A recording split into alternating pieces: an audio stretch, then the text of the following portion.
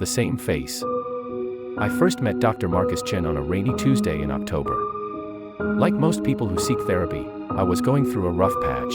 Nothing too serious, just the usual mix of work stress and relationship issues that pile up until you can't see over them anymore. His office sat on the third floor of a brick medical building in downtown Seattle, with large windows that looked out over the constant drizzle and gray skies. Looking back, I should have noticed something was off about him from the start. The way his smile never quite reached his eyes. The slight delay before he responded to his own name. But when you're desperate for help, you tend to ignore the warning signs. The first few sessions went well enough. Dr. Chen had this way of making everything seem fixable, manageable. He'd lean forward in his leather chair, nod at just the right moments, and offer what seemed like perfectly reasonable advice. Quit my job. Cut ties with my family. Move to a new city. Start fresh. It wasn't until I'd followed through on most of his suggestions that I realized how isolated I'd become. My savings were dwindling, my friends had stopped calling, and my family's numbers were all blocked, on his recommendation, of course. That's when his advice started getting stranger. He suggested I change my name, delete my social media presence, even alter my appearance.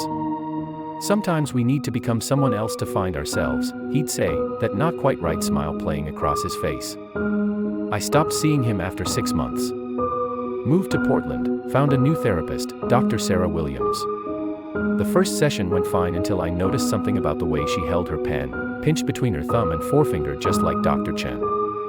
By the third session, her face had started to change. Subtle at first, the angle of her jaw, the spacing of her eyes. By the end of the hour, I was sitting across from Dr. Chen again, same empty smile, same carefully measured words. I ran. Changed cities again. Phoenix. Denver. Chicago. Each time, I'd find a new therapist, carefully vetted, excellent reviews. Male, female, young, old, it didn't matter. By the third session, they'd all become him. Their faces would shift like melting wax, their voices modulating mid-sentence until they matched his precise, measured tone. I haven't slept properly in 3 years.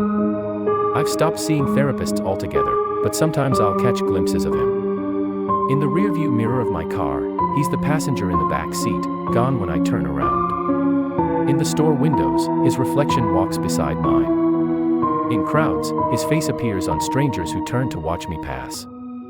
Last week, I finally broke down and called my mother, the first time in 2 years. When she answered, her voice was different. Measured. Precise. It's time to come back to therapy, she said, melting into Dr. Chen's voice. You can't run forever. I'm writing this from a motel room in some small town in Montana. The clerk at the front desk looked normal when I checked in an hour ago, but I can hear footsteps outside my door now. Someone's key is scratching at the lock. I know who it is. I know what face I'll see when that door opens. I'm writing this so anyone knows. Be aware of Dr. Chen. After all, every face is his face now.